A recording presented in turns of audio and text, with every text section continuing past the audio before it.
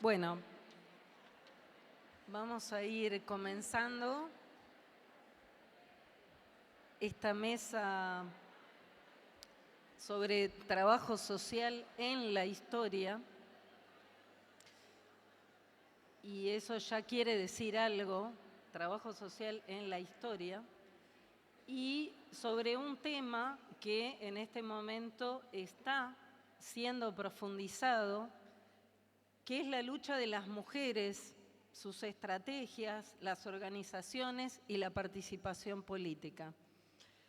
Esto es importante porque, y me alegro que haya un público tan amplio para escuchar sobre la historia, porque se vienen repitiendo mensajes muchas veces que no tienen mucho sustento desde el punto de vista de las fuentes investigadas.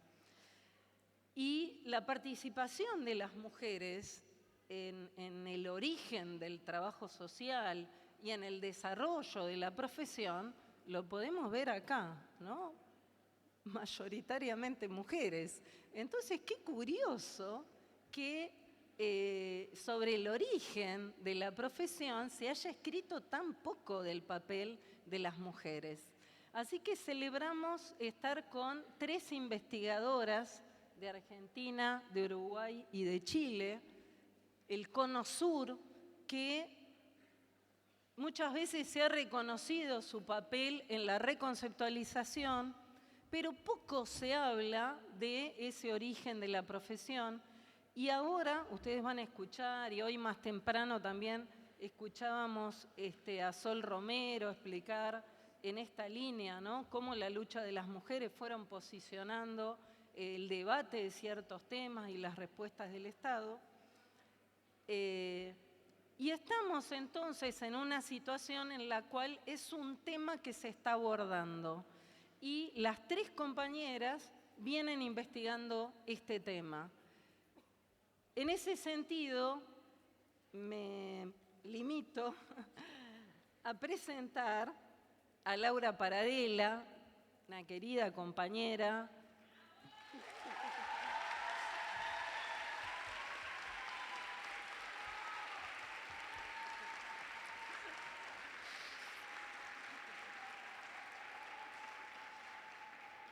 Hay que estar acá arriba, ¿eh? Calma. Vamos a hacer una charla, ¿eh? Charla, tranquila. Laura Paradela es una trabajadora social del campo de la salud y compañera de nuestro colegio profesional y de la participante de la lista roja del Colegio de la Provincia de Buenos Aires. Bueno, le dejo la palabra. Ah, ¿ya? Sí. Bueno, sigo hablando si quieren. No, primero vamos con Laura. ¿Con ese micrófono? Sí. Bueno, gran aplauso para Laura.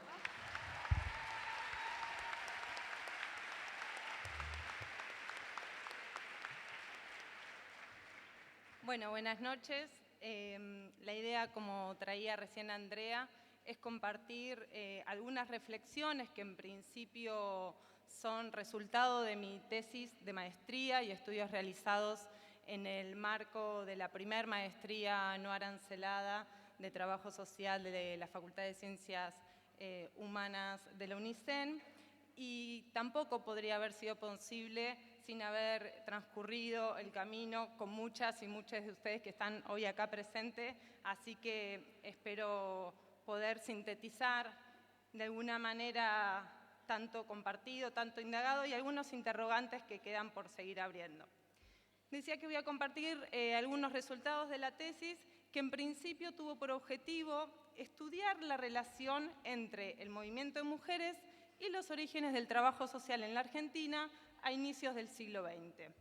Entonces, siendo la historia y las luchas de las mujeres los ejes principales de esta mesa, me parece imprescindible explicitar desde dónde estamos pensando y analizando la historia.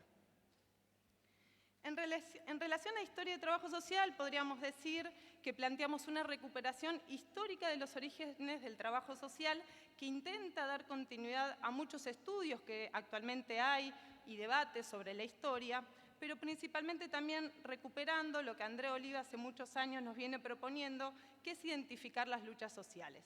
Pero claro, estos estudios cargan con sus paradojas, se alejan de estudios heroicos, pero sin caer tampoco en la abundante producción que solo busca recuperar los estudios y aspectos conservadores y morales de la historia de nuestra profesión. Por otro lado, me permití y me planteo estudiar la historia, en principio desconfiando o dudando de algunos planteos y afirmaciones instituidos que circulan, pero que no están sustentadas en ninguna fuente primaria. En relación al movimiento de mujeres, me parece importante explicitar que no se las aborda a partir de ellas mismas, sino en el marco de las relaciones que ellas configuraron en un contexto determinado, recuperando sus acciones, estrategias, propuestas, que al decir de Joan Scott, cargan con las propias paradojas constitutivas de la historia del feminismo. Entonces, las entendemos en el marco de las diversas determinaciones que las construyeron como sujeto histórico. Estudiar sobre la historia del movimiento de mujeres en relación al trabajo social, al calor de los debates actuales, me encontraba todo el tiempo con una interrogante que es: ¿por qué será que siendo tantos en los últimos años los estudios que estudian y analizan la relación entre feminismo y trabajo social, por qué son tan escasos los estudios que articulan y estudian el trabajo social y el feminismo a principios del siglo XX en la Argentina? ¿Por qué digo esto? Porque si bien es verdad, y es muy importante, que el movimiento de mujeres y disidencias ha tenido particularidades a partir del Ni Una Menos o en los últimos años, para nada podemos reducir su estudio a ello. Porque una cosa es inscribir delimitaciones en los estudios y otra cosa es invisibilizar los procesos históricos. Por último, considero que en función de las complejidades con las que nos encontramos en el cotidiano laboral, quienes laburamos en diferentes espacios socioocupacionales, los debates y las producciones actuales de la economía feminista sobre los cuidados o los aportes de la perspectiva marxista de la teoría de la reproducción social por otro, reconocemos la necesidad de recuperar y tomar posición en estos debates, pero en clave histórica. Entonces ordené esta presentación a partir de tres instancias. Por un lado, caracterizar este movimiento de mujeres a inicios del siglo XX, luego pensar los aportes a partir de algunas determinaciones que fui construyendo en relación a las dimensiones reproductivas y productivas en clave relacional y su articulación con los debates y aportes actuales de la teoría de la reproducción social. Para finalizar con algunas conclusiones, que por supuesto siguen abriendo interrogantes, pero que afirman la indiscutible relación entre los orígenes del trabajo social y el movimiento de mujeres a inicios del siglo XX en la Argentina. Podríamos decir, para empezar con el primer punto, que el movimiento de mujeres a finales del siglo XIX y principios del siglo XX problematizó y desnaturalizó las funciones asignadas e instituidas a las mujeres y la forma en que ellas mismas reconstruían y vivían esa realidad en el marco de la modernización del Estado y el desarrollo capitalista a fines del siglo XX en la Argentina. El movimiento de mujeres, por supuesto, contó con la participación de anarquistas, de socialistas, pero también de universitarias y de mujeres obreras que se inscribieron en diferentes procesos organizativos, que participaron en huelgas, que escribieron en diarios y revistas, que dieron discursos, etcétera, etcétera. Por lo cual podríamos sintetizar que desplegaron múltiples acciones de organización y se pronunciaban sobre la situación vigente. Y una particularidad dentro de estas diversidades de acciones que desarrollaban es que algunas de ellas participaron de congresos internacionales. Por solo mencionar uno, podríamos decir que a fines del siglo XIX, en 1893, se realiza el primer congreso quinquenal del Consejo Internacional de Mujeres en Chicago, donde allí participan algunas delegadas argentinas. Por supuesto, en estos congresos conocían gente, como nos pasa a nosotros hoy, establecen vínculos y vuelven a sus territorios pensando cómo pensar esas estrategias en sus propias territorialidades. Es en ese entonces que luego de ese congreso, Albina Van Pret de Sala, junto a Cecilia Grierson, comienzan el nucleamiento de diferentes organizaciones que por supuesto ya existían, pero confluyen con un punto que yo identifico en la historia del movimiento de mujeres en la Argentina, que es la creación del Consejo Nacional de Mujeres en 1900. Las asociaciones que la conformaron, por las características de estas mujeres y de las organizaciones que las integraban, eran muy diversas, que podríamos reconocer que iban desde la Sociedad de Beneficencia hasta la Sociedad de Socorros Mutuos, asociaciones de universitarias, mujeres pedagogas, entre otras. Esta alianza, como toda alianza, implicó el desarrollo de diferentes acciones, tuvo sus disputas y llegó también un punto, al transcurrir de los años, 8 años, que esta alianza generó diferencias al interior de la organización que implicaron enfrentamientos muy particulares. ¿Qué implicaron estos enfrentamientos? Rupturas. Y me parece interesante entender las dimensiones, los debates y la decisión de irse de un Consejo Nacional. ¿Cuáles eran ellos? Pensemos inicio del siglo XX, plena guerra, en plenas desarrollo de las guerras, se le estaba pidiendo a las mujeres que se pronuncien ante la guerra. Para ese entonces ya Gabriela Laperrer había creado la Liga Americana de Mujeres por la Paz del Congreso, pero algunas mujeres pacatas del Consejo Nacional se resistían a pronunciarse ante la guerra. Otro de los puntos de tensión fue en relación al reclamo por el derecho al aborto, que muchas de estas mujeres consideraban pertinente, pero las damas del Consejo decían que esto era una imprudencia. Y otro debate que generó una gran ruptura fue que muchas de ellas estaban ya pensando la posibilidad, o por lo menos discutiendo, qué implicaba concebirse como feministas, a lo cual algunas consideraban que esto era, en textuales, un atrevimiento desmesurado. En este hilo histórico se vuelve a encontrar un hito en la historia del movimiento de mujeres porque hay un sector particular de este movimiento de mujeres que se retira del Consejo Nacional, son asociaciones que se retiran y proponen otro posicionamiento ante lo que hoy podríamos sintetizar la cuestión social y las exigencias que planteaban. ¿Cuáles eran? La exigencia de la educación laica, el reclamo por los derechos civiles, el permitirse y generar instancias donde debatir qué implicaba ser feminista al siglo XX en la Argentina, posicionarse ante las guerras y plantear la exigibilidad al Estado ante las expresiones de lo que hoy sintetizamos como cuestión social. Planteando, y esto estoy repitiendo muchos textuales, planteando que se debía dejar de entregar fondos a la Iglesia y a la sociedad de beneficencia para ser el Estado quien administre y distribuya el fondo público, pero no en tanto limosna individualizada, sino en el marco de programas de asistencia a la familia obrera. En el transcurrir de estos debates plantearon su indignación transformada en lucha y en procesos de organización colectiva. Y en este marco, una estrategia que yo identifico que se va dando por las 3-4 primeras décadas en estos procesos organizativos es la organización de congresos en general, pero de congresos femeninos internacionales en particular. ¿Qué hacen estas minas cuando se van del Consejo Nacional y se diferencian de estas mujeres burguesas?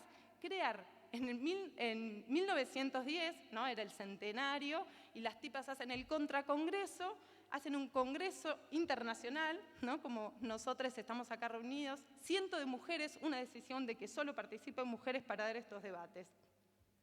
Pero si bien este fue un hito muy importante, del cual se pueden encontrar todas las actas muy fácilmente, lo que yo voy encontrando en la búsqueda de las diferentes fuentes es que este no fue el único Congreso Femenino Internacional, sino que en 1925 se realiza el segundo Congreso Femenino Internacional en Chile y en 1928 se vuelve a realizar el Congreso Femenino Internacional en la Argentina, donde se vuelven a convocar cientos de referentes, pero ahora sí con la participación de algunos hombres. En 1913 se realiza el Congreso del Niño, en 1916 se realiza el Congreso Americano del Niño, pero lo que se identifica en estos 5 congresos en particular es la continuidad de ciertos debates y exigencias en particular. Si bien más adelante me voy a tomar un tiempo para desarrollar cuáles fueron las dimensiones que yo identifico de continuidad en estos reclamos, en estos 5 congresos, lo que quería compartir con ustedes es un hallazgo con el que me encontré en el proceso de indagación. ¿Con qué me encuentro? Con que del tercer Congreso Femenino Internacional, realizado en 1928 en la Argentina, no había información accesible, no había ninguna publicación que compartiera las actas, y allá fui. Yo dije, la vamos a encontrar, esto tiene que estar. Después de mucho tiempo, en pandemia, bueno, miles de anécdotas, pero no importa. Lo que hay que entender es lo que implica investigar el tiempo y las condiciones de posibilidad y de imposibilidad, pero darle ese tiempo para poder afirmar a partir de fuentes primarias lo que voy a decir ahora. ¿Con qué me encuentro cuando logro encontrar las sesiones de 1928? Con que en una de las sesiones donde estaban problematizando sobre la situación de la infancia, Sol hace un rato nos hablaba de esto, es que allí participa Elvira Rawson junto a Alberto Swank. Elvira Rawson, la segunda médica argentina, Alberto Swank, en 1929, un año después, termina siendo el director de la carrera de asistentes sociales. Allí ellos están debatiendo sobre la importancia y la necesidad de que los hogares maternales e infantiles y las instituciones de asistencia de las familias estén a cargo de las mujeres, pero no de cualquier mujer, sino que sean mujeres con reconocida capacidad y que por lo tanto se debía profesionalizar la asistencia. ¿Con qué emoción se van del Congreso? Con que se deben crear escuelas de servicio social. Sí, del tercer Congreso Femenino Internacional sale la propuesta de la creación de nuestra profesión y hay registros documentales que lo evidencian. La historia oficial...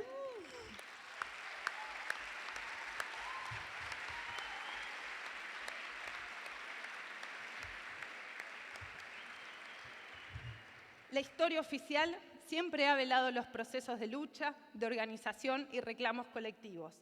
Pero esta moción, por supuesto, entre muchas otras, es una de las propuestas que se desprende del tercer Congreso Femenino, es síntesis de 3 décadas de lucha del movimiento de mujeres exigiendo por la asistencia pública y su profesionalización.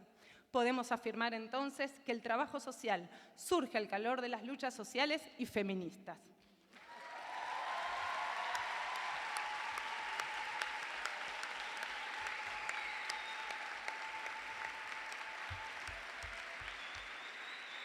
Bueno, yo tiro esto, queda abierto a indagar un montón, yo les cuento lo que fui encontrando, porque bien, ¿quiénes fueron estas mujeres en lo concreto? En principio me parece interesante esto, ¿no? Mencionar quiénes son estas mujeres que configuran un sector dentro del movimiento de mujeres, en qué organizaciones se nuclearon, sin ningún tipo de romanticismo, se mataban también entre ellas, discutían, tenían diferencias, salían de estos congresos también con pronunciamientos. Algunas de las organizaciones que fuimos identificando y podemos encontrar muchas más. Algo que quiero explicitar, y acá también con algunos debates de algunas compañeras y docentes que han traído algunas reflexiones. En principio, identificar que si bien algunas de ellas participaban en partidos políticos, algunas y muchas de ellas en el Partido Socialista, lo que yo también identifico es que su participación también necesitó ser por fuera de estos partidos y configurar nuevas asociaciones. ¿Cuáles fueron estas asociaciones? Muchísimas, menciono algunas. Decíamos, en 1901, Gabriela Lapierre crea la Liga Americana de Mujeres por la Paz. En 1902, unas 20 mujeres que ya habían logrado acceder a la universidad, ya te están armando la Asociación de Mujeres Universitarias. Se reúnen allí Cecilia Rierson, Julieta Lanteri, Elvira López, Elvira Rawson, Ernestina López, entre otras, por supuesto. Raquel Camaña, Mariana y Fenia Cherkov fundan el Centro Socialista Femenino, donde también Gabriela Lapierre participan y luego de Gabriela Lapierre, Carolina Musili. Julieta Lanteri participa en la Asociación Argentina contra la Trata de Blancas. En 1903 comienzan a desarrollarse actividades en la Unión Gremial Feminista que organizan luchas salariales por las condiciones laborales. En 1905 es la Asociación Argentina Libre Pensamiento. En 1906 se crea el Centro Feminista del que participan Elvira Rawson, Elvira López, Patrona, Eile. En 1907 Elvira Rawson, podría seguir, pero para tomar dimensión de los ejes de debate, cómo dos estaban acá, estas dos estaban acá y después se juntan acá, cómo también iban configurando estrategias organizativas. Pero, ¿qué es lo que yo me encuentro también, y esto me parece un hallazgo interesante para seguir profundizando? Es que en esta diversidad de organizaciones también participaron en el Museo Social Argentino. Sí, en el Museo Social Argentino, donde se inscribe la primera carrera de asistentes sociales. Identifiqué yo a partir de las actas que Cecilia Rierson, Elvira López y Elvira Rawson participan en las sesiones del Consejo Superior. Cecilia Rierson participa en 1913 de la Comisión de Higiene y Asistencia Social. Y su participación no solo que se redujo a estar en reuniones académicas, sino que producían estudios e investigaciones donde estaban dando cuenta denunciando la situación social y generando propuestas de acción y de exigibilidad al Estado frente a esa situación. Hay laburos hermosos, desde un laburo de Elvira López, de Carolina Mosili, bueno. Y también lo interesante es que no son solo de Cava, y eso también nos permite, digamos, como estar recuperando las singularidades territoriales y cómo ellas cuando estaban en Córdoba, en Mendoza, en los diferentes territorios, seguían configurando enlaces y socialización de información. Mencionar estas organizaciones es importante no solo para identificar el enorme proceso organizativo que ya había a inicios del siglo XX, sino también por la potencia que configuraban al entramarse. Y es aquí donde yo identifico en los congresos una estrategia política de acción. ¿Cuáles fueron entonces las dimensiones que configuro, y acá paso al segundo punto, en relación a los congresos? Aparecen y pueden ser plausibles de ser pensadas al calor de las producciones actuales en relación al ámbito reproductivo y al ámbito productivo. En relación al ámbito reproductivo, hay un debate que siempre está presente en los congresos, que es la tensión entre la beneficencia y la asistencia pública.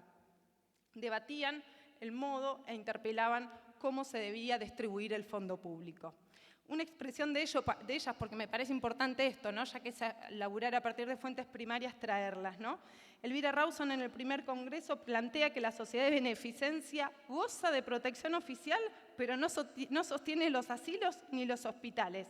Y culmina diciendo, para obras de esta clase, está haciendo referencia a mejores de hospitales y a los hogares maternales, no alcanza con el pensamiento caritativo y noble.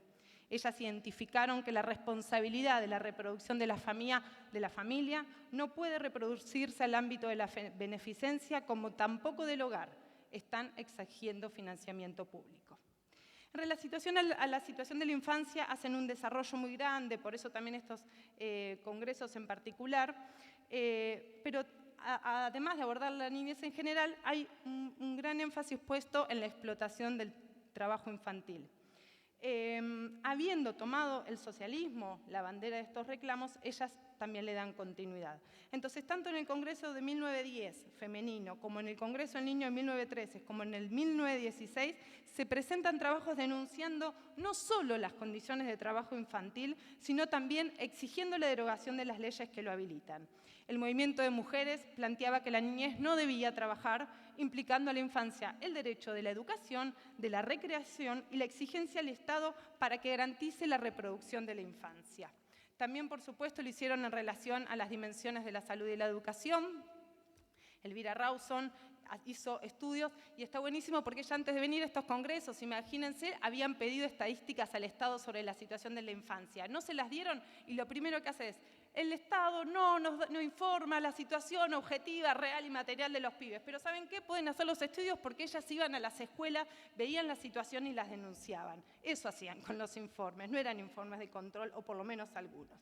Entonces, Elvira Rawson ahí lo que denuncia es la falta de estadísticas, pero también la falta, y es muy interesante porque ella dice, ni siquiera los pibes que van a la escuela, no dice pibes, la infancia que está escolarizada también tiene problemas de alimentación, ¿no? Ella está interpelando qué caso hacemos incluso con los pibes que están en las instituciones públicas, ¿no? Entonces, ella trae la importancia de la profilaxis, propone propuestas educativas que anuden el estudio intelectual, el descanso, la alimentación y el tiempo libre con la naturaleza. Después un apartado maravilloso, como decían algunas compañeras, estas actas son para leer. No podía dejar de mencionar a Juana Bellino, que realiza un análisis de las determinaciones estructurales para entender el lugar subordinado de las mujeres, que dice que en el matrimonio el hombre compra a la mujer en tanto mercancía. Y dice, habiéndola comprado en el mercado de la sociedad en que se comercia con todo. Juana Bellino está colocando la categoría mercancía para analizar la mercantilización de las relaciones en la nueva fase del capital. Problematizaron la condición económica de las mujeres en ese tiempo histórico, pero no en abstracto, sino a partir de las determinaciones particulares que implicaba para las mujeres su lugar en la división social, sexual y técnica del trabajo sin usar esta categoría. Entonces ahora me parecía interesante recuperar debates que traen en relación al ámbito laboral y productivo. En el marco del del Congreso del Niño en 1913, Carolina Mosili, que recupera, ¿no?, tiene ahí a Gabriela Laperriere como referente, ella hace estudios sobre las situaciones laborales. En los congresos ella siempre tiene mociones en relación a las situaciones de laburo, ¿no? Entonces ella dice que a las mujeres se les dé descanso durante su menstruación. Y Julieta Lanteri propone, escucha, 40 días de licencia para las mujeres que parieron y también 2 días de licencias para las mujeres que sin haber parido o sin estar enfermas puedan faltar sin tener que justificar nada. Vamos, Julieta, vamos, Juli. Bueno, nada, hay como mucho, pero digo, también como para mencionarlo, ellas traen... Yo no te voy a cortar. Dale. ¿No? Yo no le voy a pasar ningún papel. Digo, esto para pensar ciertos debates actuales, ¿no? Ellas están ahí mencionando la necesidad que a las mujeres inmigrantes se le dé asistencia sanitaria, estén embarazadas y no estén embarazadas. Y hay un laburo que es maravilloso, una nota que sale en una revista de Pascual Acueto, 1911, donde ofrece un análisis sobre la inserción laboral de las mujeres en el ámbito doméstico, al cual titula La sirvienta. Es maravilloso. Simplemente voy a compartir que denuncia públicamente el trabajo infantil, la explotación laboral y el abuso de poder de los patronos, explicitando incluso cómo las mujeres de clase alta explotan a las mujeres de clase baja, ofreciendo en su desarrollo un análisis clasista y no biologicista, estableciendo ya en ese tiempo histórico una identificación de los análisis e implicancias particulares del trabajo doméstico en tanto empleo formal. Apartado para quienes transitan las universidades públicas, transitan, padecen o disfrutan cada quien, o todo eso junto seguramente, hay un desarrollo en relación a los concursos públicos. ¿Qué es lo que ellas están diciendo? Porque algunas habían logrado entrar a la universidad, pero no para tener el cuadrito, ni porque por ser parte de la academia son mujeres burguesas, ¿no? Ciertas cuestiones que circulan, no sé por qué. ¿Qué hicieron las minas? Dijeron, nosotros no queremos venir solo a la universidad. No solo que laburaban para exigir que todas las mujeres accedan a la educación, sino también que ellas quisieron ser docentes universitarias y les fue prohibido. Entonces, ¿qué plantean ellas? Que el favoritismo y la complacencia sean dejados de lado, planteando que la inscripción para los concursos podían ser de hombres y de mujeres, dando nuevamente cuenta también que el reclamo no se reducía a una concepción biologicista, sino que ponían sobre la mesa propuestas para problematizar la desigualdad y la exclusión que la división social, sexual y técnica del trabajo en el marco del Estado moderno implicaba para las mujeres. Recuperar los debates sobre la transparencia y los privilegios en los concursos públicos en las universidades es sin duda de una actualidad enorme. Inscribirlos en clave histórica y desde el movimiento de mujeres nos devuelve la potencia de identificar lo avanzado y lo posible por conquistar colectivamente. Carolina Musilli, en otro apartado, hace un informe maravilloso que se llama La situación de las mujeres obreras. Este informe, Carolina Musilli, lo hace en el marco del Museo Social Argentino, que después es un hombre que viaja a Europa y lo presenta y se lleva el premio, pero es una elaboración de ella, que es maravilloso porque ella ahí presenta en cuadros estadísticos la diversidad de empleos en los cuales ellas se inscribieron, alpargateras, calzados, corset, vestidos, sombreros, fábrica de cajas, y arma un cuadro, Carolina, donde pone cuánto producían, cuántas horas trabajaban, cuánto se desgastaban las máquinas, cuánto cobraban ellas por producto producido y cuánto era el lucro patronal. Otro eje de debate, prostitución y trata de blancas. Julieta Lanteri, decíamos que participó de una organización, fue una de sus referentes, y en el marco del primer Congreso Femenino Internacional interpela al Estado por ser quien genera las condiciones de posibilidad para que las mujeres sean explotadas, exigiéndoles incluso el control de sus propios cuerpos, pero para el cuidado de quienes las explotaban sexualmente. Y dice textual, formula un voto de protesta contra la tolerancia de los gobiernos al sostener y explotar la prostitución femenina.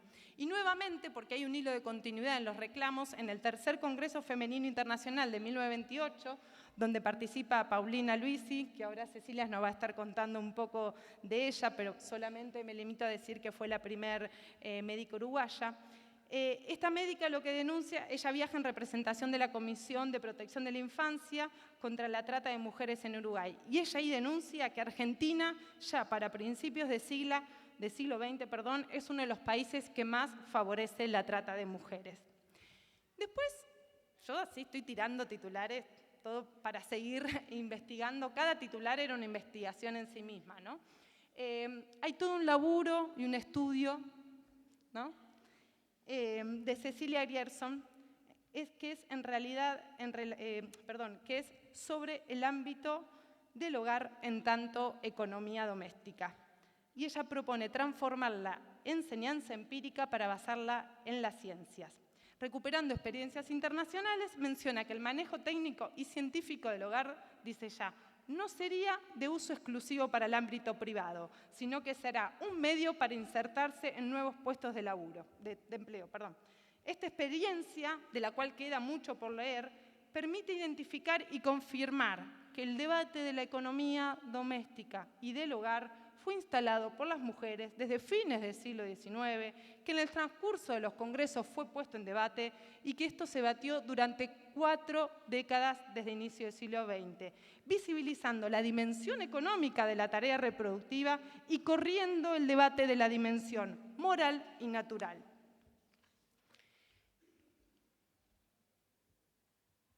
Planteadas estas dimensiones del ámbito productivo y reproductivo, apareció en el proceso, por supuesto, de estudio la necesidad de articular estos debates al calor, decía al principio, de las producciones actuales de la teoría de la reproducción social.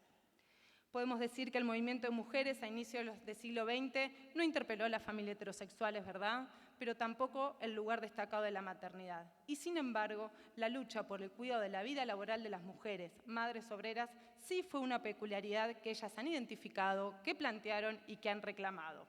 Lo presentado da cuenta de la participación del movimiento de mujeres como colectivo organizado en los debates y acciones instituidos en materia de salud e higiene, niñez, mujeres, maternidad y condiciones de trabajo. Todas dimensiones que sin duda se vinculan directamente con las funciones que posteriormente son adjudicadas y asumidas a las asistentes sociales.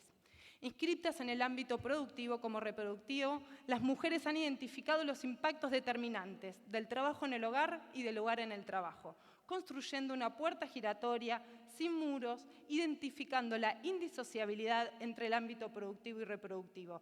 Al decir de Varela, identifican la potencia de esa ubicación anfibia, en tanto se perfora esa falsa división entre el ámbito productivo y reproductivo, reconociéndolos como ámbitos dependientes e indisociables.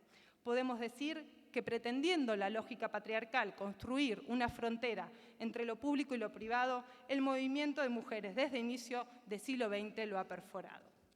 Ahora sí, para terminar, palabras de cierre que sin duda y ojalá sigan abriendo interrogantes. A 100 años de la configuración del trabajo social en la Argentina y a 10 años del femicidio de nuestra compañera Laura Iglesias, reconocer la necesidad de profundizar en estudios históricos críticos y feministas se inscribe no solo como una necesidad, sino también como una responsabilidad política.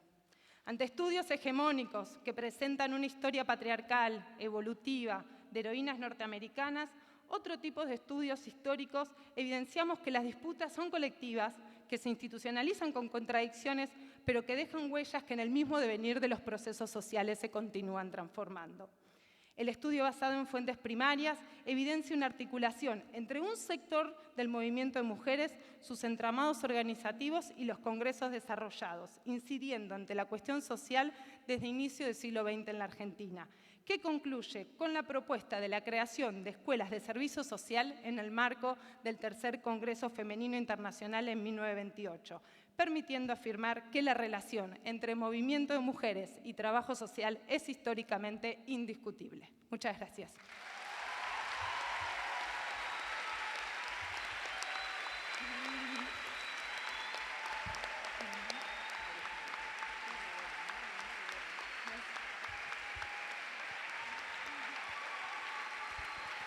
¡Wow!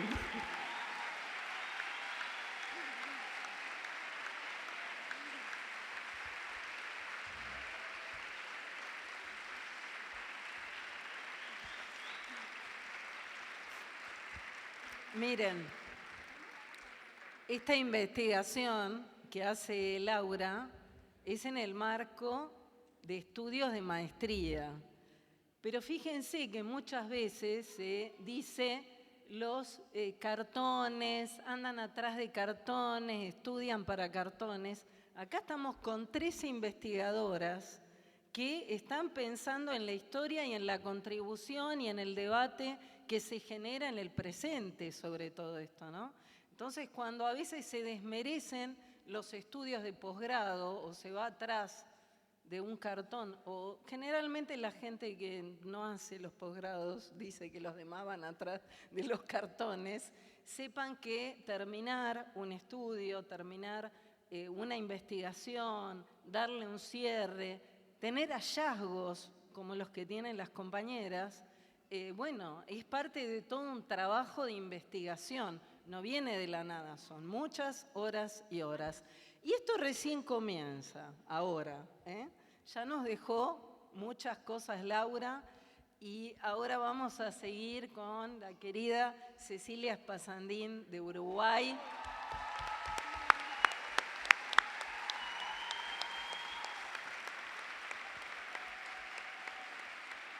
Cecilia es docente de la Universidad de la República, investigadora, es doctora.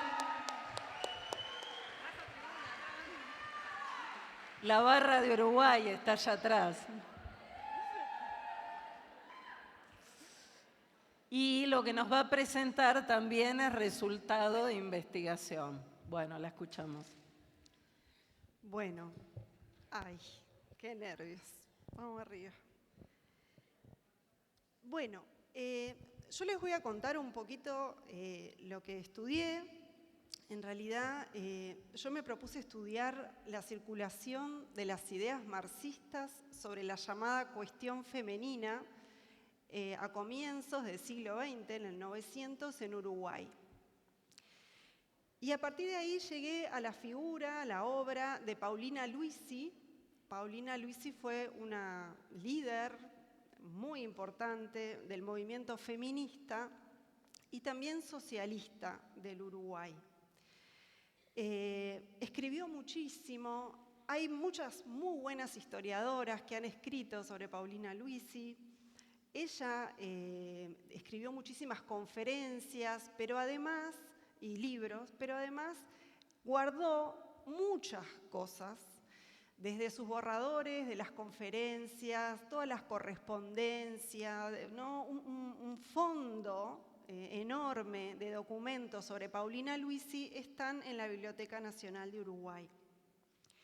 Y lo que voy a hacer es ahora introducir un poquito la figura de ella, para quienes no la conocen, y centrarme en su abordaje de un problema. Ella trabaja en está en muchas causas, pero me voy a centrar en cómo aborda el problema de la prostitución y la trata de blancas, que es uno de los temas más acuciantes en toda su vida.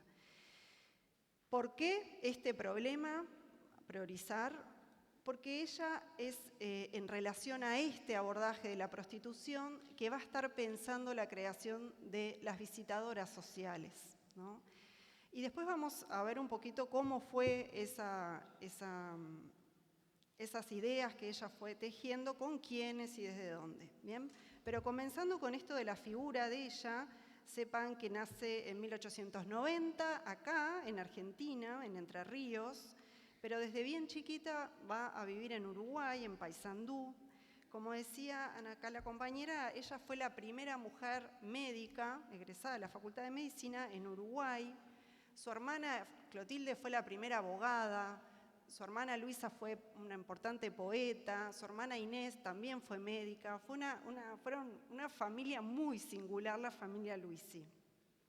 Ella funda con otras el Consejo Nacional de Mujeres en 1916 y la Alianza Uruguaya por el Sufragio Femenino en 1919. Estas dos son secciones nacionales de asociaciones internacionales, ¿tá?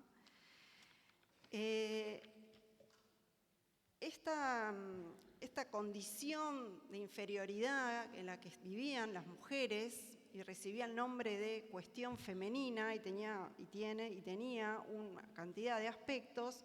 Digamos que las expresiones más claras son que las mujeres en Uruguay no votaron hasta 1932 y no tuvieron derechos civiles hasta 1946. La condición femenina fue abordada por distintas corrientes políticas y una de ellas fue el movimiento socialista.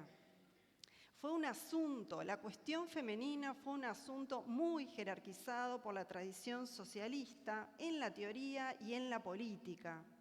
La obra de Engels no fue solo la famosa, el origen de la propiedad privada, la familia del Estado, no fue la única obra que abordó en profundidad la situación de las mujeres, sino que también otra obra de muchísima referencia fue la de Augusto Bebel, representante, dirigente socialista alemán, representante de la Segunda Internacional de Trabajadores, que fue un literal bestseller. Estas obras llegan a Paulina Luisi, sobre todo la obra de Bebel es de importante referencia para ella. A mí me interesa poder ver los entrecruzamientos entre el movimiento feminista y el movimiento socialista de la época, porque entiendo que están en su voz, en la voz de Paulina Luisi. El Partido Socialista de Uruguay se funda en 1910. Ella recién va a tener un importante protagonismo en el partido en la década de 1930, cuando ya las mujeres tienen los derechos políticos, y en la década del 40, ella fallece en 1950. Ella va a ser postulada candidata a diputada por el Partido Socialista en estas décadas últimas. Hasta esa fecha, desde el comienzo del 900 hasta la década de 1930, ella va a ser una figura pública importante como médica, y su afinidad con el Partido Socialista y con las figuras socialistas va a quedar mucho más presente en su correspondencia. Ella está queriendo liderar un movimiento que represente al conjunto de mujeres. O sea, ella pone la causa feminista por encima. Entonces, en realidad trata de su adhesión partidaria, queda mucho más presente en sus escritos más personales. Tiene importante vinculación con las compañeras feministas argentinas, socialistas, como Alicia Muró y Petrona Eile, que conoce en el primer Congreso Femenino Internacional de 1910 que comentaban, pero mantiene correspondencia también con Enrique del Valle Ibarlucea, senador argentino, él está subsidiando también, lo está ayudando en la redacción del proyecto de ley que el senador va a presentar para los derechos de las mujeres en Argentina. O sea, es una figura influyente, digamos, en ese sentido. Y no está sola. En el conjunto de problemas sociales que aborda, ella va a estar jerarquizando siempre la situación de las mujeres de la clase trabajadora, ¿no? Sobre todo de los sectores más pauperizados, va a estar hablando mucho de las mujeres del pueblo. Siempre va a estar pensando, digo porque esta tentativa de liderazgo policlasista de las mujeres, en realidad también está permeado por una concepción socialista en ese liderazgo, ¿no? Ella está siempre enfocando, bueno, ¿y cuál es la clase trabajadora? ¿Cuáles son las mujeres de las clases trabajadoras? Si vamos a hablar de maternidad, hablemos de todas las maternidades, pero ¿cómo son? Viven, experimentan la maternidad las mujeres de los sectores empobrecidos. Hablemos de la división sexual del trabajo y de todas las condiciones de trabajo, pero hablemos en profundidad de cómo es, ¿no? La mujer de trabajo y lucha, cuáles son la vida dolorosa de la obrera, de la empleada, de la mujer de servicio, de las 1000 sacrificadas en ruda labor para conseguir el mísero pan de cada día, ¿no? Es un constante, un programa feminista muy enfocado a pensar las particularidades de clase, sin un léxico clasista tampoco, ¿no? Ella no está pensando y hablando en términos de organización de clase trabajadora, ella va a estar pensando más en términos de cómo se padece la miseria o se padecen las distintas formas que adquiere la miseria en la vida, ¿no? Entonces, digo esto porque tampoco es un discurso de politización, no es de politización de clase, de rebeldía de clase. Ella va a destacar muchísimo más los padecimientos, las mujeres trabajadoras como seres sufrientes, esclavas del hambre, mucho más que como capaces de emanciparse desde la organización de clase. Y eso es importante para mí también verlo, porque en realidad me habla de cuál es también la concepción socialista que es predominante en ese momento, que es mucho más el socialismo reformista de la Segunda Internacional de Trabajadores que un socialismo revolucionario como va a ser después, o como ella va a quedarse en el Partido Socialista, no va a ser del Partido Comunista, ¿no? Entonces, sus referentes socialistas reformistas van a quedar a lo largo de su vida. Pero dije que me iba a centrar en cómo abordaba este asunto de la prostitución. Como dijimos, y nos traía acá la compañera, es un tema muy importante, la trata de blancas es un tema acuciante, o sea, de preocupación enorme en la época, y me quedo en la época. Montevideo es el puerto de entrada del tráfico de mujeres blancas venidas de Europa para la prostitución en el continente. Montevideo aparece como puerto de entrada en la obra de Bebel, o sea, 1781, ¿verdad? La obra de Bebel. Entonces, digamos, es realmente un tema acuciante. ¿Cuáles son muchas de las corrientes predominantes para entender la prostitución? Y bueno, las prostitutas son la forma femenina de la criminalidad, ¿no? Una de las teorías de los criminólogos de la época en relación a cómo evaluar, cómo criminalizar la prostitución. Contra esas corrientes predominantes, Paulina Luisi y las feministas con ella van a estar centralizando siempre la perspectiva de cómo el factor económico, cuáles son las condiciones materiales, cuáles son las condiciones de vida de las mujeres trabajadoras pauperizadas, que nos muestran el aumento de la prostitución. Va a estar pensando cómo se relacionan las coyunturas de desempleo con el crecimiento de la prostitución, cómo se relaciona la depreciación del trabajo femenino para el crecimiento de la prostitución. O sea, va a estar centrando la atención sobre las condiciones económicas, ¿no? Las condiciones materiales de vida. ¿Cuáles son los abordajes que va a estar pensando para la prostitución? Uno de los primeros es abolir la legislación que la reglamenta. Entonces, la crítica a la prostitución no está en las familias empobrecidas, inmorales, que prostituyen a sus hijos, está en la mercantilización del cuerpo femenino, en el negocio que es la prostitución para el capital y para el Estado. Entonces, va a estar centrando la preocupación y acciones concretas, porque no es una teórica, es una persona que pudo abrir muchísimos colectivos, unirse a muchos colectivos y crear muchos colectivos para tratar las distintas causas que abrió. Impulsa la creación de la Federación Uruguaya Argentina contra la Reglamentación de la Prostitución. Eso quiere decir que lo que querrían era derribar los reglamentos sanitarios, administrativos y policiales que atentaban contra la libertad e integridad moral de las mujeres prostituidas. Cuestionaba particularmente el registro sanitario obligatorio de las prostitutas y su registro en la administración policial. Piensen que ella es médica y ella le está diciendo a los médicos que en nombre de tu poder médico vos estás aliándote con la policía y en nombre de la salud pública estás persiguiendo, criminalizando a las mujeres prostitutas, ¿no? Pero además de todo este abordaje de abolicionista, del movimiento abolicionista, que quiere decir abolicionismo no solo de la prostitución, es de la reglamentación de la prostitución, ella está pensando, y con otras, en el abordaje cultural. Y acá es muy importante la educación sexual y la unidad de la moral. Entonces, además de exhortar a un cambio de las disposiciones legales, es la reforma cultural, ¿no? Entonces, lo que aparece mucho, y en los congresos aparece mucho, es esta idea de cómo es la dualidad de la moral, ¿no? Que para las mujeres les pedís cierta moral y a los hombres les pedís otra moral, ¿no?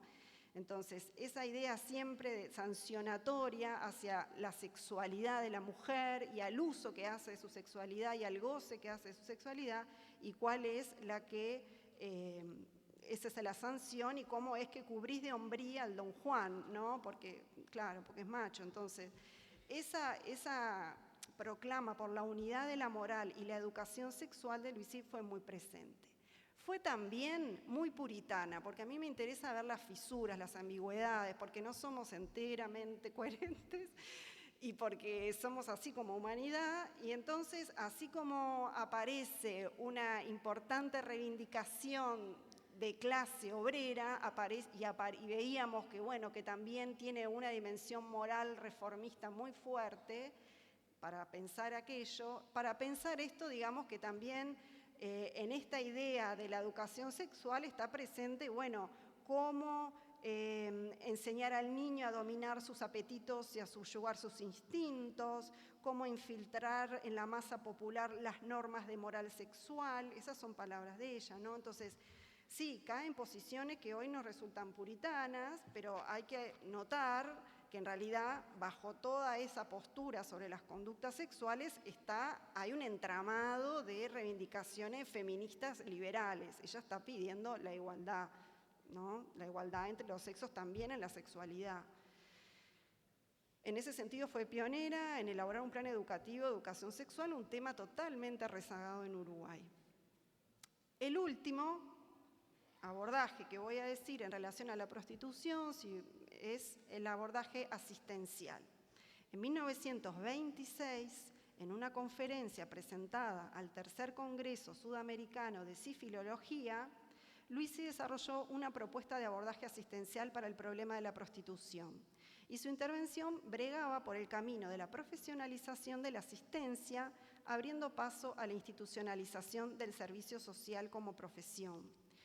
Lo que ella plantea es un programa de higiene social, y dentro de ese programa de higiene social está la asistencia social, que tiene varios puntos, entre los cuales está la educación de la infancia abandonada, la instalación de casas de trabajo y regeneración para la mujer desamparada, legislación de seguros contra las enfermedades, y estoy haciendo el punteo del programa de asistencia social, y entre ese punteo es, comillas, la creación de servicios de visitadoras sociales. ¿Cuál es el papel que le daba a las visitadoras sociales? El papel de agente sanitario en el combate a la prostitución. Recurriendo a la persuasión, la visitadora social lograría promover la higiene y la moral, una obra sanitaria más eficaz, por cierto, que los agentes de la fuerza pública. Estos son comillas. Entonces, yo estoy trayendo acá esto porque y me importaba decir también cuál es, ¿no? Desde dónde piensa esos servicios de visitadoras sociales en 1926, porque es una idea que estaba circulando desde 1925, según los estudios de servicio social en Uruguay por Acosta, es una idea compartida por médicos, tuvo divulgación esta idea, pero digamos que la historia del trabajo social, la historiografía en relación al trabajo social, nos habla mucho más de esta voz higienista que considero que está presente, y está presente porque es también la voz médica. Yo estoy pensando en ella, estoy estudiando a ella es médica, entonces como tal también encarna los valores de la medicina social preventiva, higienista, este grupo profesional cuyo saber científico legitimó la injerencia en todos los ámbitos de la vida pública. La medicina pensó sobre la salud, pero por la educación, sobre la asistencia, el Código del Niño. Encarna la voz médica también. Es también la voz de la difusión de la moral laica, científica, es el proceso de construcción del Estado moderno liberal burgués, es también esa voz, y entiendo que también es su origen de clase, entiendo que es una mujer médica de sectores medios, entonces también es que encarna esa voz, Pero además de esa voz, está esa voz feminista, porque será una profesión que nace bajo la jerarquía masculina de la medicina. Es una profesión femenina subordinada a la medicina, pero es una profesión al fin. Son mujeres de clase media abriendo camino en el ámbito profesional. No tienen derechos políticos, no tienen derechos civiles, y se le está abriendo el terreno a las profesiones, a su inserción profesional. Y el camino trazado por Paulina Luisi y todas sus compañeras, ¿no?, es un camino de reivindicaciones feministas. Entonces, esta alternativa, estas ideas compartidas con otros, no son iluminadas, sino compartidas, de crear servicios femeninos, también tiene la voz feminista. Entonces, a mí lo que me gustaría cerrar nomás es quedarnos con un poco esas ideas, ¿no? Bueno, ¿por qué no seguir estudiando, profundizando cuáles son las implicancias emancipatorias de una inserción profesional, del trabajo social en una época donde las mujeres no gozaban de estos derechos?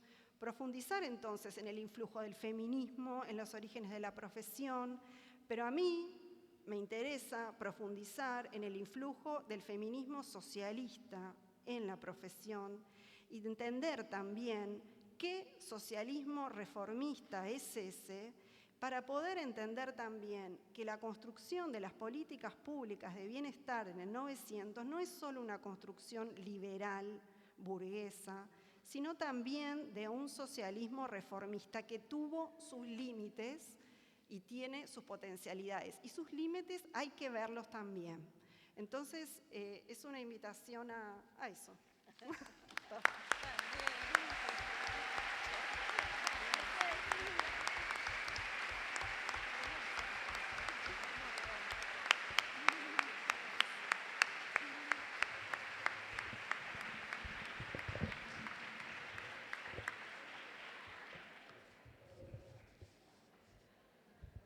Ahora sí. Cuánto nuevo apareciendo, ¿no? Sí, claro. De estas mujeres anarquistas, socialistas. Ahora vamos a hablar de las comunistas también, nos va a traer Paula. Quería decir algunas referencias en relación a lo que las compañeras están planteando, y que es que la primer médica de América Latina es chilena, es Eloísa Díaz. De la Universidad de Chile. De la Universidad de Chile, de la que proviene Paula. Ernestina Pérez, la segunda. Ernestina López, la segunda de Argentina. Cecilia Grierson, la primer médica argentina. Y Paulina Luisi, la primera de Uruguay. Eran un grupo. Ellas estaban articuladas.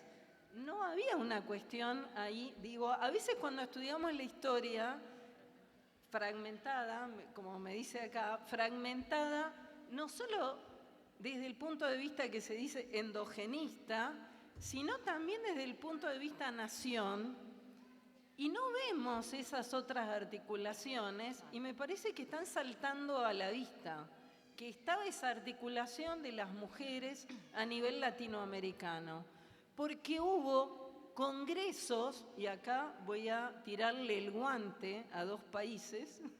Primer Congreso Femenino Internacional en Buenos Aires.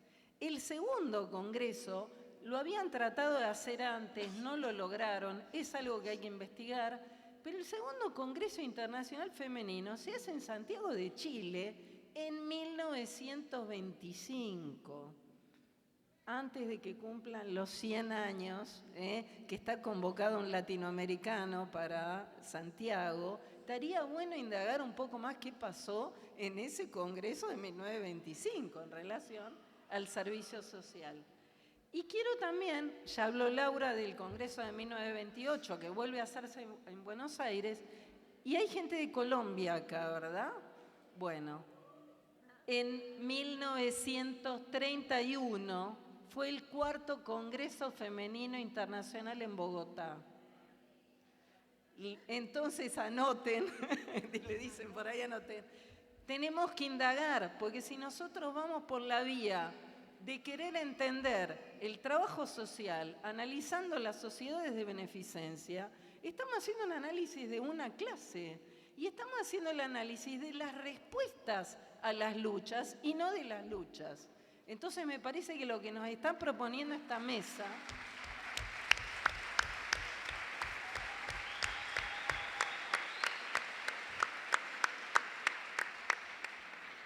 decía que lo que nos está proponiendo esta mesa es buscar a aquellas mujeres militantes que hacen historia, que son minorías, que se animan a proponer, a hablar, a generar, digamos, debates, y que después quedan tapados por quien va y corta la cintita, ¿no es cierto?, en cualquier política.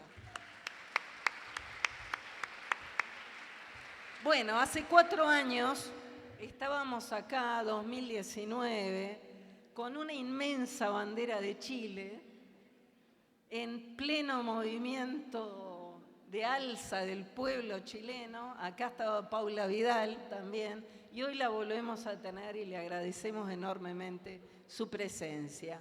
Paula es doctora en trabajo social, es una militante y participante también de su colegio profesional en Chile. Yo para las presentaciones vieron que no leo ningún currículum, es todo muy breve, pero me parece que la gente se presenta hablando. Vamos con Paula. Gran aplauso.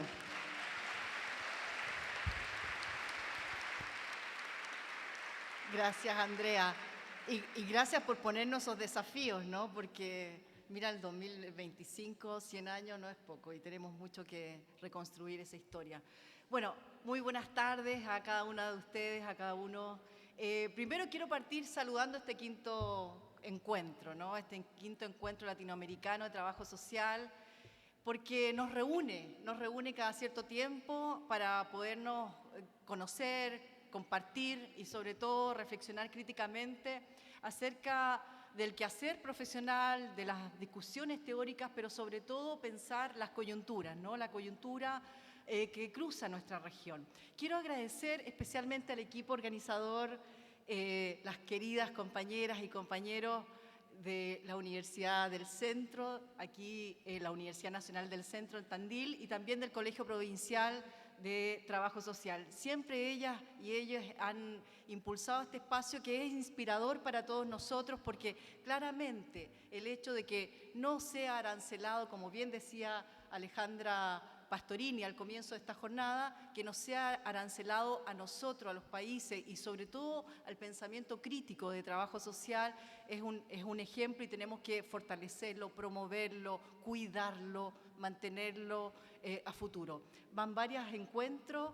La verdad que cuando Andrea ahora dice, sí, nos encontramos, la última vez fue en noviembre del 2019. Estábamos, pero en el estallido, así, pero no podíamos entender muy bien qué era lo que estaba ocurriendo en Chile en ese momento. Al calor, lo único que teníamos claro en ese momento era la acumulación de luchas que teníamos, que eran parte, obviamente en ese momento desde el 2018, con el movimiento feminista fuerte, pero también desde el 2006 y desde fines de los años 90, la acumulación de la lucha estudiantil, de la clase trabajadora, del movimiento ambientalista y sobre todo la lucha del pueblo mapuche. Entonces, había ahí un campo, una olla ahí que estaba presionando para contestar, sobre todo impugnar el neoliberalismo. Creíamos en ese momento que íbamos a salir hacia el socialismo, pero hoy día nos vemos acá con una derrota, una regresión tremenda de las luchas que se lograron acumular en ese momento y por lo tanto nos deja claro que a 50 años del golpe, ¿no? Este año para nosotros en Chile es un año muy, muy significativo. Tenemos una conmemoración de los 50 años de la muerte de Allende, del golpe cívico-militar encabezado por Pinochet y nos hace reflexionar muchísimo qué pasó en estos años que nos tiene hoy aún con un neoliberalismo que no va a ser fácil derrotar en el corto plazo y tampoco impugnar incluso hoy día con una derecha protofascista o fascista que nos tiene ahí atrás, impugnar lo que esta derecha, ultraderecha, quiere imponer en nuestro país. Así que es un escenario sumamente difícil, complejo para las fuerzas progresistas, por lo tanto no tengo en ese sentido un mensaje muy promisorio y esperanzador, más que volver a la lucha cotidiana, politizar, concientizar y concientizarnos de la necesidad de salir de este momento histórico. Ahora, la mesa nos propone poner en el centro la cuestión del trabajo social en la historia, la lucha de las mujeres, las estrategias organizativas y la participación política.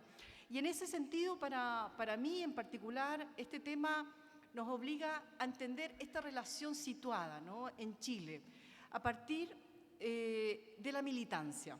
Ahora, quiero hacer un pequeño paréntesis. En esta perspectiva de las historiografías, yo diría que me posiciono más en aquella que es minoritaria en Chile, que trae la preocupación de la historia con la política con la política.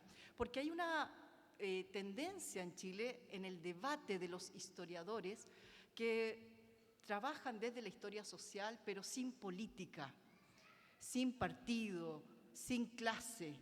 Entonces, aquí más bien yo me posiciono en esta perspectiva, la historia con política, con clase, y por lo tanto, en ese sentido, hacer esta reflexión acerca de la militancia a mí me parece muy relevante.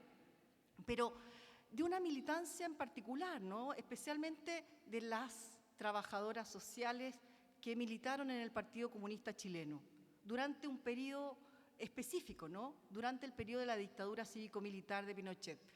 Y eso, para el equipo que trabajó en esta investigación, no es una tesis de maestría ni una tesis de doctorado, más bien una investigación que estamos realizando a propósito de poder rescatar y contraponernos a la historia oficial de la profesión en Chile y también de las historiografías que ponen el comunismo y los comunismos en el centro. Entonces, hay una apuesta que queremos traer los relatos de las colegas que participaron previo al golpe, pero también especialmente durante la dictadura, para poder mirar cuáles son esas influencias, ¿no?, influencias entre la militancia comunista en relación al trabajo social, pero también viceversa, de qué modo el trabajo social tiene lazos comunicantes con la militancia comunista. Ahora, en general, esta cuestión ha sido poco indagada por los estudios historiográficos, tanto del trabajo social chileno como de los propios historiadores que ponen al Partido Comunista como el centro. Yo tengo algunas hipótesis por qué nuestras colegas en Chile han de algún modo no incorporado esta dimensión. Tiene que ver, por ejemplo, con que invisibilizan la dimensión político-partidista dentro de la categoría profesional. Por otro lado, puede ser también porque no tienen claridad acerca de cuál es la magnitud que tenemos en Chile y que tuvimos en la larga historia, los 100 años del trabajo social chileno, la magnitud de la militancia de las profesionales. Y por otro lado, también podemos entender que muchas investigadoras e investigadores en el trabajo social chileno tienen una mirada despectiva acerca de la participación político partidista en un contexto donde además los partidos políticos están desacreditados y especialmente el Partido Comunista Chileno se lo considera parte de una estructura añeja del pasado, con una serie de límites por la línea estalinista y toda una crítica ahí fuertísima, ¿no? Pero también para el caso de aquellos historiadores que ponen el comunismo chileno en el centro, ellos en general, ellas, abordan procesos históricos, ¿no? Poniendo más bien la cuestión de la clase y el mundo popular en el centro, o incluso pensando y reflexionando, comprendiendo la labor de los partidos comunistas en la región latinoamericana en relación con la Unión Soviética o el bloque soviético, en relación con Cuba, o incluso la cultura comunista. Entonces, no hay una preocupación por una disciplina en particular, una categoría profesional en particular, porque además se entiende como parte de la fragmentación de la realidad social. Entonces, hay ahí un cierto rechazo o una invisibilización de esta dimensión. Entonces, pero más allá de ello, a mí me parecía importante compartir con ustedes esta indagación, porque sobre todo, insisto con esta idea, para nosotros el 2023, en que conmemoramos los 50 años de la muerte de Allende, la cuestión de la dictadura, especialmente desde los años 80, va a tener mucha relevancia para las ideas que ponen en el horizonte un proyecto emancipatorio, ¿no? Y entonces, más bien como comentarles que esto es parte de una investigación colectiva. ¿Cuál es la hipótesis que guió este estudio? Es que las trabajadoras sociales militantes comunistas, después del golpe pinochetista, desarrollaron algunas estrategias para sobrevivir. Primera cosa, para sobrevivir. Y segundo, para adaptarse a este nuevo escenario político entre 1973 y 1990, con el fin de aportar a una cuestión central. ¿Cuál era esta? La defensa y la lucha por la democracia y los derechos humanos en Chile. Cuestión que fue desarrollada principalmente fuera del ámbito estatal, debido, todos sabemos, o al menos muchos de ustedes seguramente ya saben, debido a la regresión y el conservadurismo que sufrió el Estado, porque en definitiva las trabajadoras sociales comunistas, tanto en Chile como en el exilio, no tenían otra posibilidad de insertarse, sobre todo con esta convicción, ¿no?, de la defensa de los derechos humanos. Entonces, ellas desarrollaron una línea muy fuerte en el mundo cultural como soporte como soporte para darle legitimidad a las acciones vinculadas del partido, pero en una línea política que lo que en ese momento se llamó la política de rebelión popular de masas, que fue una política que asumió el Partido Comunista a principios de los años 80 y que pone en el centro la necesidad de derrocar a Pinochet mediante el uso de la violencia militar. Entonces, ese hito, esa línea política del Partido Comunista es algo que va a tener claramente sus límites y crisis con lo que todos conocemos, el fracaso del ajusticiamiento de Pinochet en septiembre del año 86.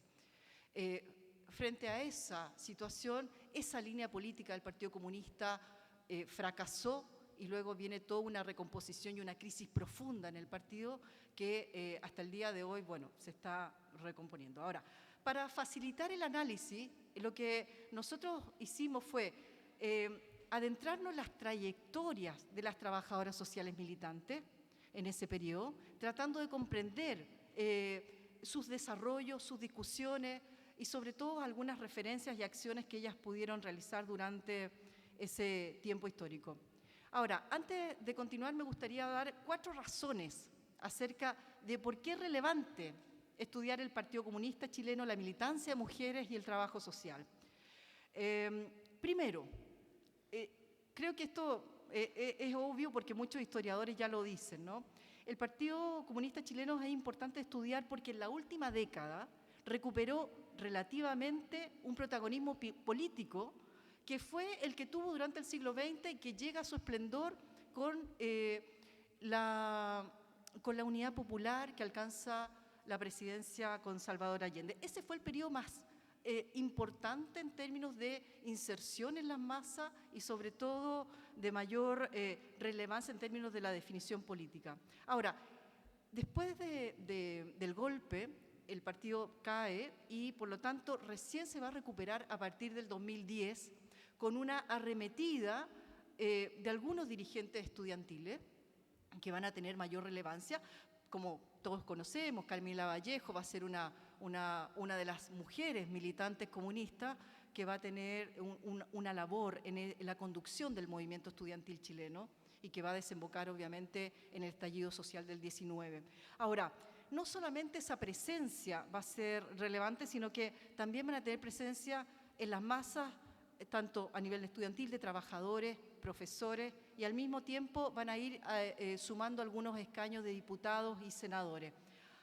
Todos sabemos que el partido entra a la coalición de Michelle Bachelet en una situación muy compleja en esa alianza y trae consecuencias obviamente negativas para el partido, que termina saliendo el Bachelet y llegando la derecha encima. Entonces hay ahí una relación bien complicada.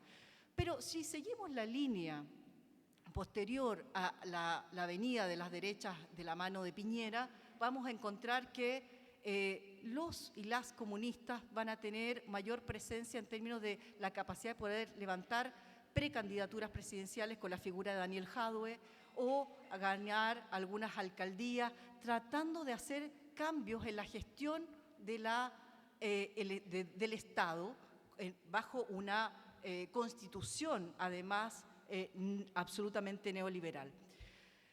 Dicho esto, la elección del 7 de mayo, es decir, hace 10 días atrás, lo que se obtiene como resultado, además de la derrota, obviamente, de las izquierdas y del gobierno de Gabriel Boric, lo que se tiene es que el Partido Comunista es la fuerza que se constituye con mayor presencia y votación e incidencia en el campo popular. Hoy día el campo popular está votando derecha fuertemente. Y dentro de ese campo popular, la mayor fuerza de izquierda que está tomando, que se expresa en la votación, todos sabemos los límites, podemos hacer la crítica, si por ahí va la cosa electoral y todo, pero también uno podría decir, hay ahí una fuerza popular que está votando a esa izquierda. Ahora, también una segunda razón tiene que ver con que es el partido más viejo o que tiene mayor historia, más de 100 años en Chile, que está ligado y tiene su origen en la clase obrera, tiene esa raigambre obrerista y que compartimos incluso con el Partido Socialista Argentino, la figura de Recabarren, ¿no? Recabarren es fundador del Partido Comunista Chileno y también entiendo que acá firma incluso parte de las primeras declaraciones de la fundación del Partido Socialista, creo que se llamaba Partido Socialista, tenía otro nombre, sí. Entonces, hay ahí una 100 años de historia. Por otro lado, sobrevivió a las persecuciones de sus militantes desde los fines de los años 40 hasta fines de los años 50, donde incluso Pablo Neruda tuvo que salir al exilio y otros militantes más. Incluso sobrevivió a la dictadura que quiso exterminar a los marxistas de la sociedad y entre esos los y las comunistas. Entonces, tenemos ahí algunas razones. Otra tiene que ver con que, y esto yo diría que es muy relevante, otra razón de por qué estudiar esta cuestión tiene que ver con que la historia y la línea política transitó en esa continuidad y discontinuidad. Es decir, hasta el gobierno de la Unidad Popular fue uno de los partidos que algunos llaman más amarillo o más reformistas de la izquierda chilena, etapista, y todos sabemos lo que por ahí que se plegó claramente a la línea política de Allende para hacer los cambios dentro de la institucionalidad. Sin embargo, en los 80, y producto también de la desaparición casi del 80% del Comité Central por parte de la dictadura, el Partido Comunista encabezó la resistencia y la rebelión armada contra la dictadura para derrocar a Pinochet, creando este aparato militar, el aparato militar más sofisticado que ha tenido la izquierda chilena, que es el Frente Patriótico Manuel Rodríguez, y levantando una política de rebelión popular de masa, que va, digamos, a tener, como les decía, su límite y las consecuencias que todos sabemos con el fracaso del atentado a Pinochet.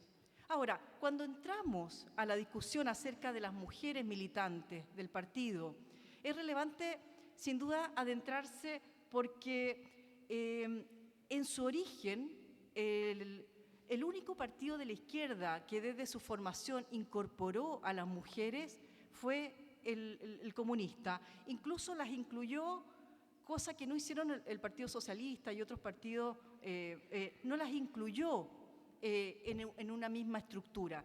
La mayoría de los otros partidos tenían la sección femenina, ¿no?, separada. Sin embargo, las mujeres comunistas durante gran parte del siglo XX, a pesar de que fueron incluidas con hombres en las estructuras y en las células, no irrumpieron en el ámbito público con demandas de género, por ejemplo, que cuestionaran los postulados tradicionales. Esa es una cuestión que vienen algunas historiadoras trabajando hace un buen tiempo y es muy relevante poder mostrar cómo se articulan, cuáles son los debates, cuáles son los silencios también de parte de ellas para poder posicionarse en los espacios más de poder al interior del partido y también de los frentes de masa.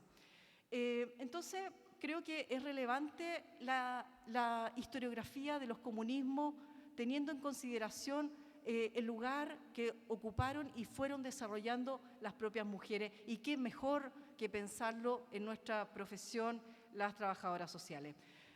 Yo sé que es un poco tarde, pero voy a tratar de resumir algunos de los hallazgos, que son muchos más, pero quise centrarme en 2 o 3 cosas, ¿no? Lo primero, yo diría que es fijar como 2 hitos significativos. Un primero ligado a la opción por militar y también estudiar trabajo social, que lo rastreamos en qué momento de ellas, ¿no? Principalmente en la etapa juvenil y en la etapa de infancia. Es una cosa bien larga esto de hacerse comunistas y además hacerse trabajadoras sociales en Chile. Porque en ellas se cruza la vivencia no solamente de la unidad popular, sino que en las más jóvenes se cruza la vivencia de ir haciéndose en la dictadura. ¿Ah? Y un segundo hito que me parece que ordena un poco estos hallazgos tiene que ver con la vinculación a la participación política y laboral en el periodo de la dictadura. Entonces, respecto del primer ámbito o del primer hito, un aspecto que nos llama la atención de las mujeres militantes es que éstas conformaron sus identidades políticas a muy temprana edad, ¿ah? Teniendo en la niñez y en la juventud un espacio de la politización primera. ¿Cuáles eran las formas, las vías de adentrarse en este campo de la militancia y de la política? Es que la mayoría recibió influencias por parte ya sea de familiares, amigos, todo el circuito más cercano, ¿no? La mayoría de ellas, como en la época, sobre todo en los años 60, 50, el sector, la clase que entraba a la universidad principalmente eran los sectores más privilegiados de la sociedad. Por lo tanto, la mayoría de ellas tuvo una familia que era de algún modo ilustrada, o sea, tenían acceso a lecturas, a debates del arte o también militantes. ¿Ah? Muchos de sus familiares eran ya militantes de las izquierdas. Entonces, ese fue el primer ámbito en la que ellas se fueron socializando y que les permitió ser partícipes, en definitiva, de actividades políticas como reuniones, reuniones políticas, lecturas, participar incluso de campañas electorales a muy temprana edad. El inicio entonces de la militancia fue un descubrimiento mediado por vínculos afectivos directos e indirectos en una larga historia de participación política. Ya que, como sabemos nosotros, sobre todo por un proceso más de orden regional, desde los años, fines de los años 40, principios de los 50 y sobre todo en los años 60, se expande, en el caso chileno, se expande la izquierda chilena, junto con una apertura también democratizadora de la institucionalidad estatal, que es producto de la propia organización de las clases subalternas, de la clase trabajadora, y que va a presionar y luchar para que la institucionalidad sea capaz de mediar y sobre todo poder responder a las necesidades y las demandas de las clases trabajadoras. Entonces, en ese escenario es que estas mujeres se van a socializar. Respecto, y aquí quiero poner un énfasis, ¿no? Respecto de la decisión de estudiar trabajo social. Antes del golpe, responde principalmente a una visión, y aquí hay algunas contradicciones que se van dando con el mismo devenir de la profesión, ¿no? Ellas se interesan por el trabajo social porque ven ahí una carrera, una profesión que tiene una dimensión, ellas le llaman asistencialista, de ayuda, de apoyo, de ayuda a la gente.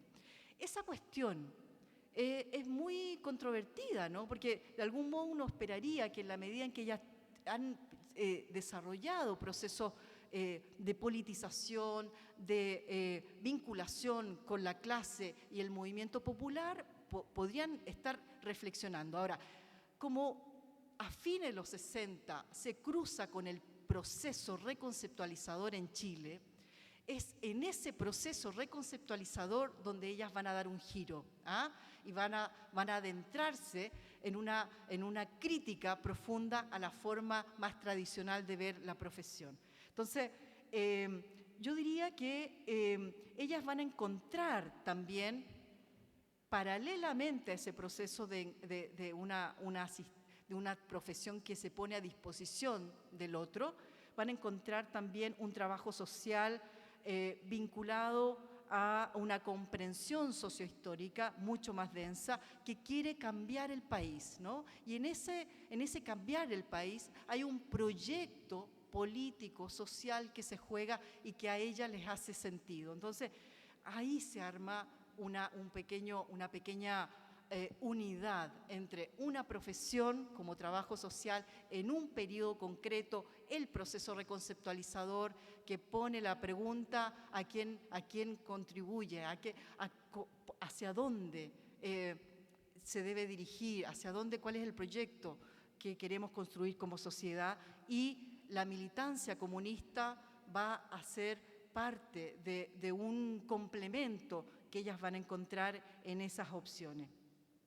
Un segundo hito, y con esto yo creo que voy a ir ya un poco amarrando para ir cerrando. El segundo hito acerca de la participación laboral y política que ellas tienen, con horizonte de defensa de los derechos humanos. Aquí, previamente, debemos decir que fue central para esta militancia de las mujeres trabajadoras sociales comunistas el ingreso a la universidad.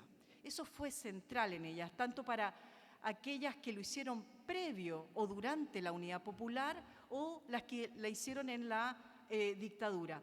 Aquí varias de ellas asumen con mayor fuerza la participación política en los espacios universitarios, si bien no todas cumplen funciones de dirigentes, ya solo el hecho de participar organizadamente en la política problematiza el propio rol tradicional de la mujer que se esperaba en esa época. Entonces, se potencia desde esa perspectiva una forma de construir la profesión enganchada a la militancia desde otro lugar. La formación universitaria como trabajadoras sociales, especialmente durante el proceso reconceptualizador, y vivir la reforma universitaria y el ascenso de la Unidad Popular, les va a entregar herramientas teóricas y también metodológicas para realizar un trabajo político vinculado a las comunidades y especialmente a todos los sectores subalternos. ¿Cuáles van a ser algunas de las influencias teóricas? Sin duda, el marxismo que se leía en la época, ¿no? Ese marxismo que se leía en las izquierdas chilena, comunista especialmente. Por lo tanto, lo que encontramos ahí es que no hay una problematización de las fuentes con las que ellas se nutren. En algunos casos, cuando reciben influencia teórica marxista desde la universidad, ¿cuáles son las referencias de la época? Yo diría, lo que encontramos ahí son algunos teóricos marxistas de la dependencia que llaman mucho la atención porque políticamente, en términos partidistas, hay una disputa ahí entre el Partido Comunista Chileno y el MIR, ¿no? Y los compañeros que nutrían teóricamente la discusión al interior de la teoría marxista de la dependencia o militaban en el MIR, como Rui Mauro Marín y la misma Vania Van Birra, o militaban en el Partido Socialista chileno con Marta Harnecker, el mismo Teotonio dos Santos. Entonces, tú dices, bueno, ellas igual tuvieron esas lecturas. Ahora, no podemos... Yo diría ahí, soy cuidadosa con la crítica en términos de las referencias teóricas porque es el momento histórico a donde se echa mano para poder entender y hacer un análisis de clase antiimperialista en esa época. Entonces, ellas son herederas de ese momento histórico. Ahora, es interesante ver que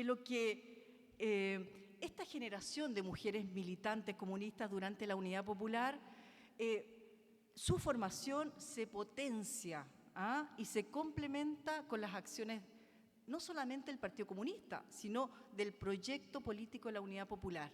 Ahí hay una unidad, de algún modo, con diferencias, con debate en su interior, pero hay una unidad que le hace sentido, le da coherencia a esa forma de ver el mundo, pero también de actuar en el mundo y de hacer la crítica al interior del trabajo social y su formación. Ahora, esta unidad se rompe con el golpe y la dictadura, que sabemos, bueno, transformó la sociedad chilena hasta el día de hoy, pero que causó también la muerte de 390 militantes comunistas, de los cuales aún 230 siguen en calidad de detenidos desaparecidos. Y también causó la muerte de 17 trabajadoras sociales víctimas de la violación de los derechos humanos. Pero a eso le tenemos que agregar la represión, el exilio de profesores y estudiantes. Entonces, el impacto que tenemos en la formación universitaria fue evidente, ¿no? Ocurrió una regresión, todo eso está súper estudiado, con tendencias hacia el asistencialismo, la administración y gestión de los servicios, en desmedro claramente de la reflexión teórico-política del quehacer también, ¿no? Aún así, quienes estudiaron trabajo social, las mujeres, y participaron en el Partido Comunista durante la dictadura, buscaron recuperar la democracia a través del trabajo más clandestino o también sufriendo constante persecución política para aquellas militantes, cuyas consecuencias, por ejemplo, en el ámbito universitario, se expresaba en la reprobación de ramos o incluso en la negación de títulos universitarios. En el plano, si lo llevamos al plano profesional y laboral, ellas vivencian la prohibición de intervenciones comunitarias y de grupos por parte de la institucionalidad y se les permite de algún modo que puedan replegarse hacia las acciones de orden individual y familiar.